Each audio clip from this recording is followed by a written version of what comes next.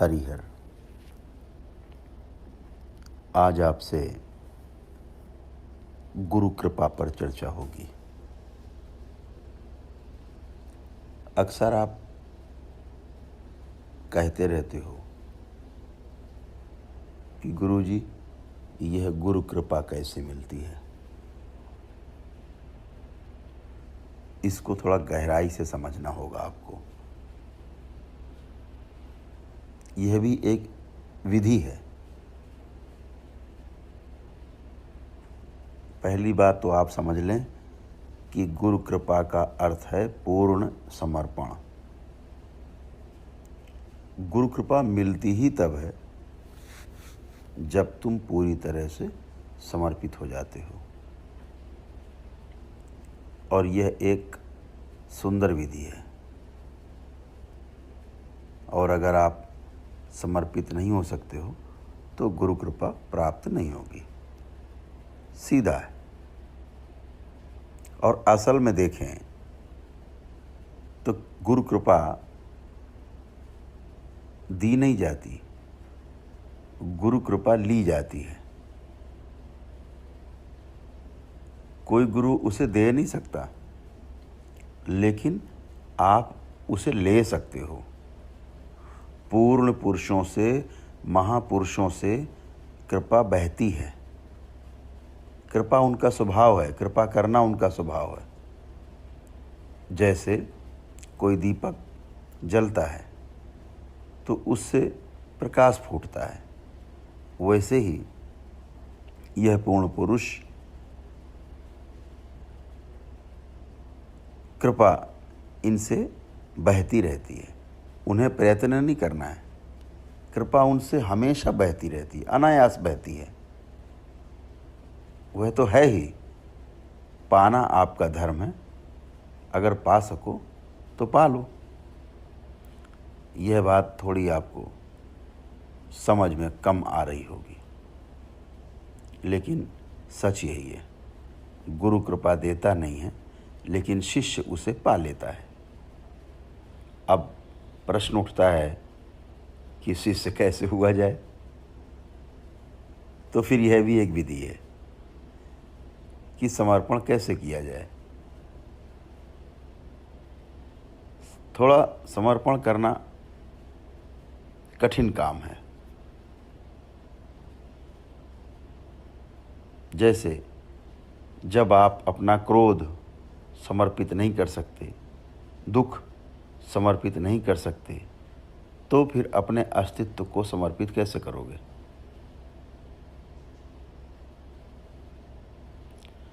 सारी व्यर्थ की चीज़ें नहीं समर्पित कर सकते। ये सब रोग जैसी चीज़ें हैं। जब आप इन्हें समर्पित नहीं कर सकते तो फिर आप अपने को कैसे समर्पित करोगे। थोड़ा समझिए। समर्पण का अर्थ है पूरा का पूरा समर्पित होना, समग्र समर्पण। आप अपने आप को अपने गुरु के हाथ में छोड़ देते हो और फिर आप कहते हो, अब मैं नहीं हूँ, अब आप ही हैं। आप जो चाहे करें। और यह कहकर जब आप प्रतीक्षा करते हो, जब आप फिर गुरु के पास ये पूछने नहीं जाते कि अब आगे आप क्या करेंगे, तब वाकई में आपने सच में समर्पण किया है। आप तो समाप्त हो गए। समर्पण का अर्थ कि आप तो पूरी तरह समाप्त हो गए। अब आपके पास पूछने को कुछ भी नहीं बचा। जब सही समय आएगा तो बात हो जाएगी, लेकिन अब ये कैसे हो, इसके लिए थोड़ा अत्यधिक सजग रहने की आवश्यकता पड़ेगी। सामान्यतः कई बुद्धिमान लोग ऐसा सोचते हैं कि समर्पण बहुत आसान है। ऐसा सोचना बहुत बुद्धिमानी का काम नहीं है। बहुत लोग सोचते हैं गुरु के चरण छुए और समर्पण हो गया, गुरु के चरणों में मस्तक रख दिया और समर्पण हो गया। यह समर्पण नहीं है, यह श्रद्धा है। आस्था है। समर्पण में पैर छूना उसका एक हिस्सा हो सकता है, लेकिन सिर्फ पैर छू लेने से, मस्तक चरणों में रख देने से समर्पण हो गया, ऐसा कभी भूल कर भी मत सोचना। समर्पण एक आंतरिक भाव दशा है। इसमें अपने आप को पूरी तरह से जलाकर खाक कर देना है, राख कर देना है। जहाँ पर केवल गुरु बचेगा, आप बिल्कुल नहीं होगे, सिर्फ गुरु ही बचता है। इसके लिए और भी ज़्यादा सतर्कता की आवश्यकता है। और ये सतर्कता क्या है? ये सतर्कता तब आती है जब आप किसी विधि का उपयोग करते हो और आप यह अनुभव करते हो कि मैं असहाय हूँ। लेकिन कोई प्रयोग करने के पहले ही अपने असहाय होने का निर्णय मत ले लीजिए, यह गलत निर्णय होगा। पहले जो भी विधियां हैं, वह विधियां चाहे तंत्र की हों, चाहे ध्यान की हों, साधनाओं की हों, जिधर भी आप जाना चाहते हैं, पहले उनका प्रयोग करो और पूरी प्रामाणिकता से, पूरी समर्पण के साथ प्रयोग करो। अगर विधियों से काम चल गया तो समर्पण की आवश्यकता बचेगी नहीं, फिर तो आप अपने आप ही पूरे हो जाओगे। अगर आप प्रामाणिक रूप से विधियों का प्रयोग करते हो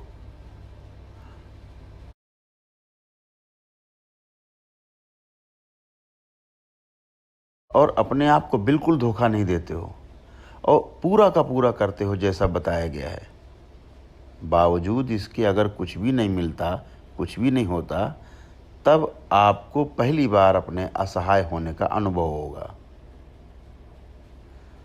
तब आप अनुभव करोगे कि मैं कुछ भी नहीं कर सकता हूँ। अगर ये भाव गहरे में चला जाए, असहायता का भाव, हेल्पलेस, यह भाव जब गहरे चला जाएगा, एकदम गहरे में चला जाएगा, तब आप समर्पण के योग्य बन जाओगे, इसके पहले नहीं। कभी आप सोचो, क्या आपने असहाय अनुभव किया है अपने आप को? कोई असहाय नहीं अनुभव करता है, कोई नहीं समझता है कि मैं असहाय हूँ। हर एक आदमी मानता है कि मैं यह कर सकता हूँ, मैं वह कर सकता हूँ, जब मैं चाहूँ तब कर सकता हूँ। हर एक आदमी सोचता है, क्योंकि मैं नहीं चाहता हूँ इसलिए नहीं करता हूँ। यदि चाहूँ तो ज़रूर कर लूँगा, जिस समय चाहूँगा, जिस क्षण चाहूँगा कर लूँगा। ना करने का इतना ही कारण है कि मैं भी करना नहीं चाहता हूँ। लेकिन कोई व्यक्ति असहाय अपने आप को नहीं मानता, अनुभव नहीं करता। लेकिन अगर कोई कहे कि गुरु कृपा से मामला बन सकता है, तो आप सोचोगे कि चलो फिर तो बढ़िया काम है।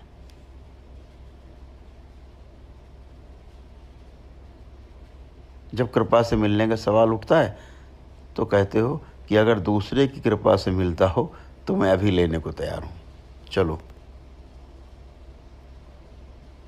ये जो आप कहते हो ना कि जब चाहूँगा तब कर लूँगा, यह असहाय होना नहीं है, यह आलस्य है।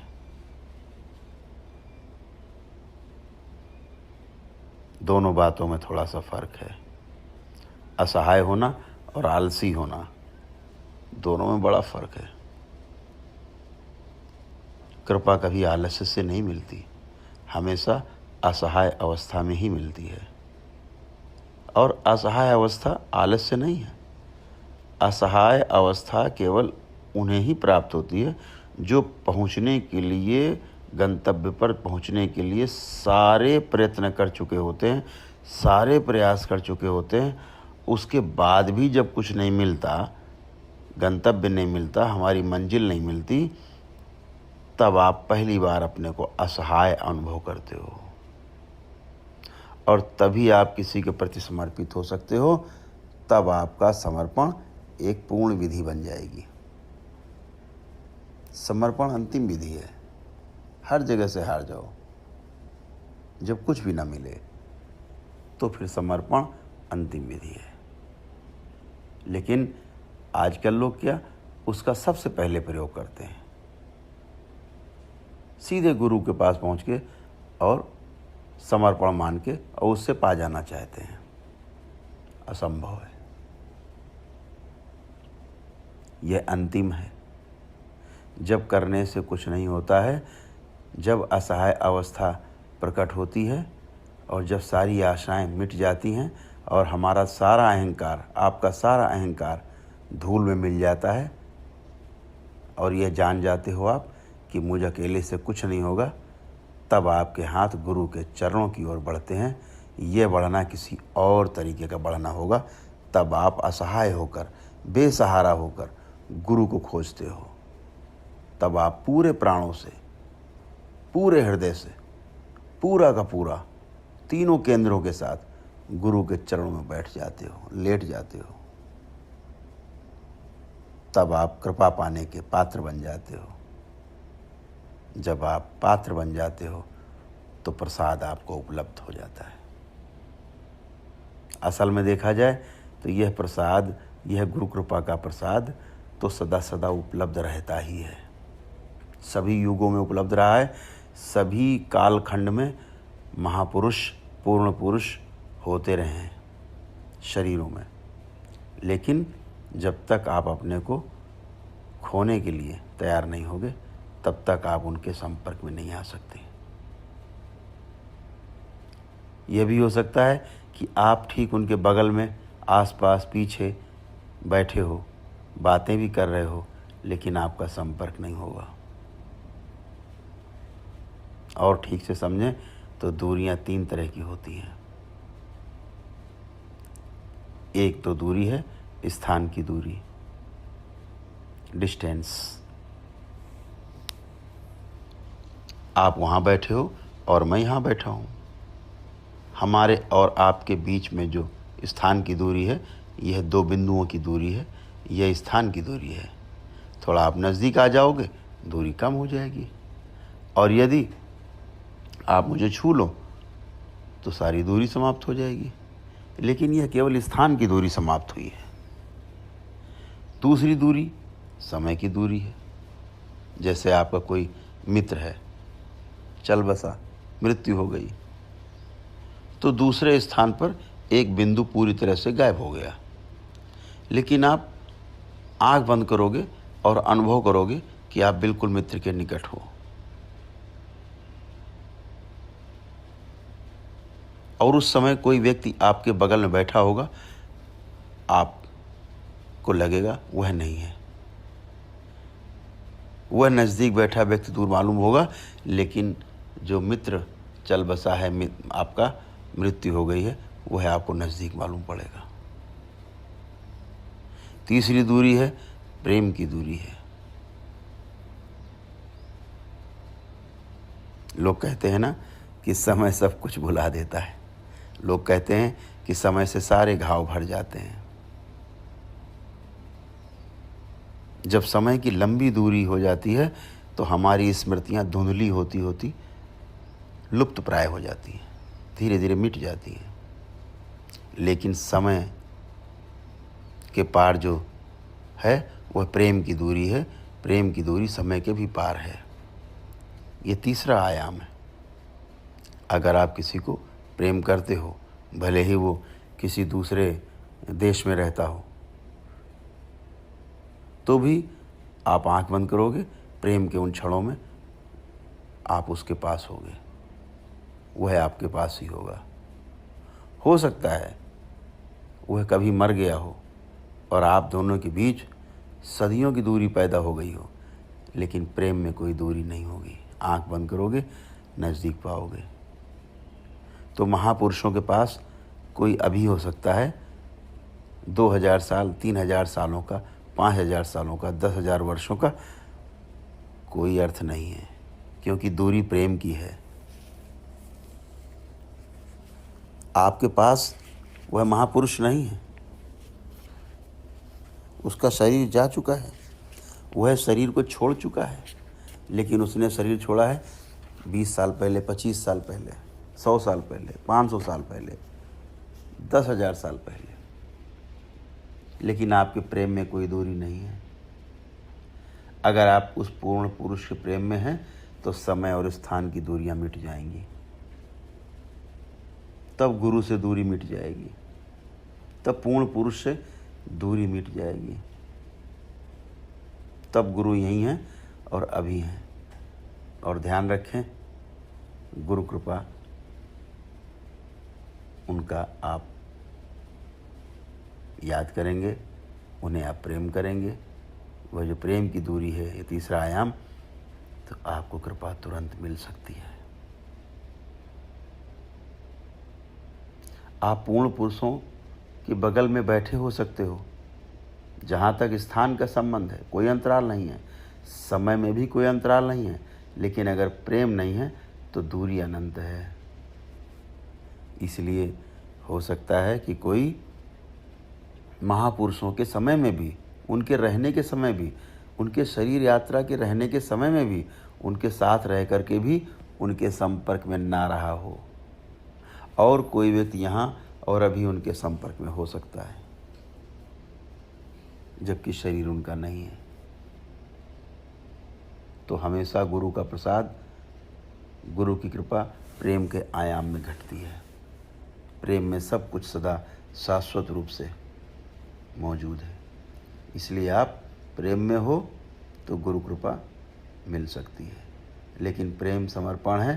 प्रेम का अर्थ है कि आप से, यानी दूसरा आपसे ज़्यादा महत्वपूर्ण हो गया है। अब आप दूसरे के जीवन के लिए अपना जीवन दे सकते हो, दूसरा जिए, इसके लिए आप अपने आप को निछावर कर सकते हो। अब दूसरा व्यक्ति आपका केंद्र बन गया है, आप केवल एक परिधि हो। धीरे धीरे आप पूरी तरह विलीन हो जाते हो और सिर्फ दूसरा ही रहता है, केंद्र ही रह जाता है। उसी क्षण आपको गुरु कृपा उपलब्ध हो जाती है। ये कभी मत सोचो कि गुरु आपको कृपा दे सकता है। गुरु आपको प्रसाद के रूप में कृपा दे सकता है, ऐसा मत सोचो। केवल यह सोचो एक असहाय शिष्य कैसे बना जाए, जो कि पूरी तरह से गुरु के प्रेम में समर्पित हो। तब गुरु आपके पास आएगा। जब शिष्य तैयार है तो गुरु सदा आता ही है। यह शारीरिक उपस्थिति का प्रश्न नहीं है। जब आप पूरी तरह तैयार हो तो प्रेम के किसी अज्ञात आयाम से गुरु कृपा अवश्य उतरती है।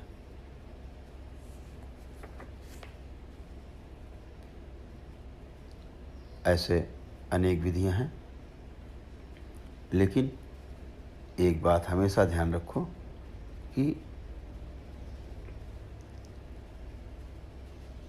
आपके मन में विचार आ सकता है कि विधियों के जंगल में भटकने के बजाय गुरु कृपा पाना ज़्यादा बेहतर है। आप सोच सकते हो कि विधियां जटिल हैं और गुरु कृपा सरल है, लेकिन ऐसा सोचने से ही गुरु कृपा नहीं मिलती। पहले अपनी विधियों को प्रयोग में लाओ और ईमानदारी से प्रयोग करो, और यदि आप असफल हुए तो वही असफलता तुम्हारा समर्पण बन जाएगी। समर्पण एक विधि है। धन्यवाद। हरिहर।